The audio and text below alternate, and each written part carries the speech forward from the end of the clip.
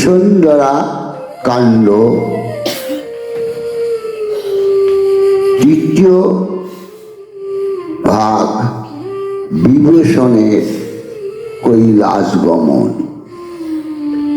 এতক্ষণে থাকিয়া কোন নির্জন কাননে শ্রীরাম চরণ পদ্ম ধ্যান করি মনে, এই পরামর্শ করি কিন্তু নিজ মন, সত্যির করিতে নারী পাইয়া যাতন।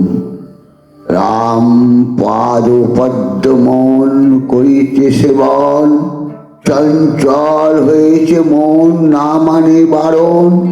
অতএব কি করিব না হয় নিশ্চয়, তোমা সবে কহ ইথে কি কর্তব্য হয়। করিয়াছি আমি ইথে পরামর্শ আর, তাহাও কহি সে শুনুই করহ বিচার। মোদের অগ্রজ ভ্রাতা হন ধনপতি, সুশীল পরম বিজ্ঞ অতি শুদ্ধমতি। কি করিব আর তার গুণের বিস্তার, সখা হয়েছেন শম্ভু গুণেতে যাহার। তারে জিজ্ঞাসিলে যে করিবে আজ্ঞাপন, করিব তাহাই এই হয় মোর মন। বিভীষণ বাণী শুনি চারি মন্ত্রী কয়, করেছেন এই যুক্তি সুন্দর নিশ্চয়।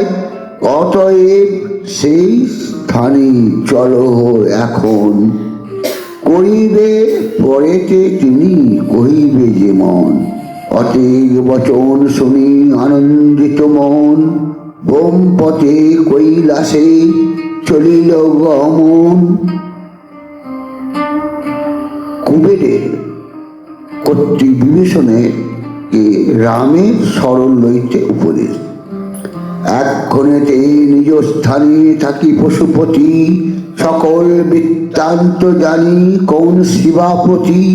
শুনো প্রিয়ে রাবণ অনুজ বিভীষণ, করিতেছে সকার নিকটে আগমন।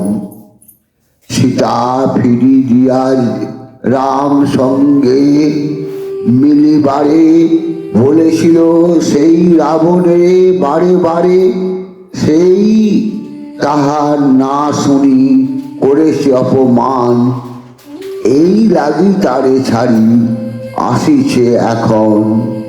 হইয়াছে তার মন শ্রীরাম ভজিতে, কিন্তু কহিতেছে পুনঃ নানা শঙ্কা চিতে।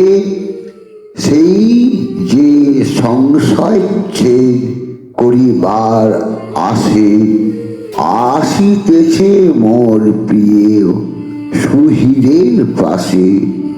যদি সখা না পারেন তারে বুঝাইতে, তবে পারিবে সেই সংকট নদীতে। অতএব চলো যাব আমি সেথায়, রাম কাছে পাঠাইতে হইবে তথায়। নমস্কার, জয় শ্রীরাম।